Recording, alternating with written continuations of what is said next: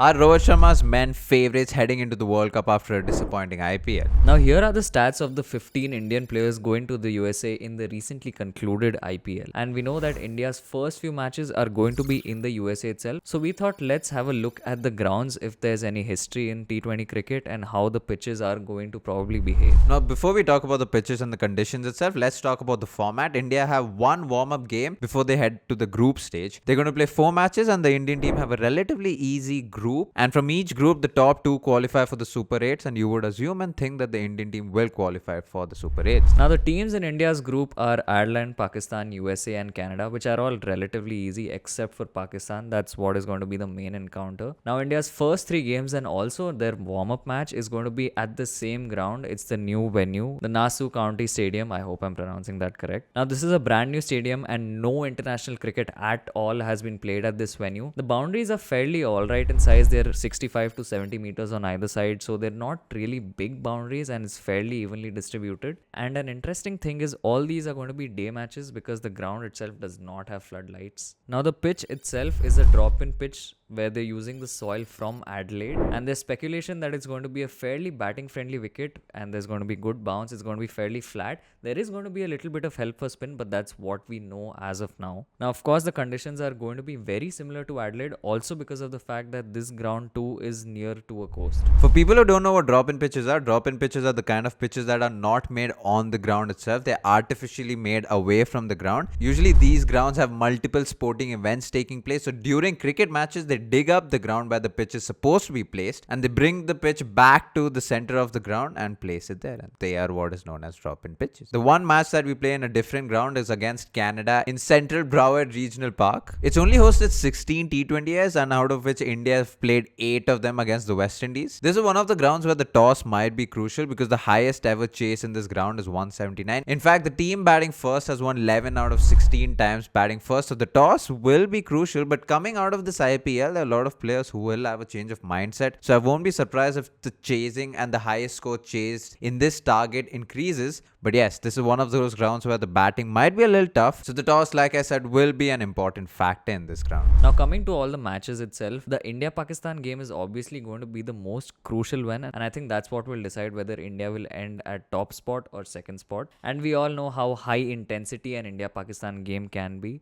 Now, head-to-head in T20Is, Pakistan has won 3 games, India has won 9 games. And obviously, India has proved to be the better side when it comes to World Cups. But again, it's India-Pakistan, anything can happen. So that's that. Something interesting is we have never played Canada and the US, but the US are on a roll. They've beaten Bangladesh in a series, and there are a lot of players like Corey Anderson, for example, who have international experience. They're not someone like Ireland that India can take lightly. They will fight back, and because they've beaten international sides like Bangladesh, they will have that hunger, especially playing against India in a World Cup. This has been a video of what we think is going to happen at the World Cup. Something interesting to note is that more than conditions and more than which ground we are playing at, it's also the time to look at, because international white ball games have hardly started at 10:30 a.m. So that's something to keep in note. But most of these conditions are not going to be foreign to the Indian team. A lot of it is going to feel like home in a sense, and some of it will feel like the Australian pitches, which are going to be batting friendly anyway. Hopefully, optimistically and confidently, India should make it to the Super 8s, after which we will put out another video talking about that. So like, share and subscribe, all the good stuff. All of our links are in the description below.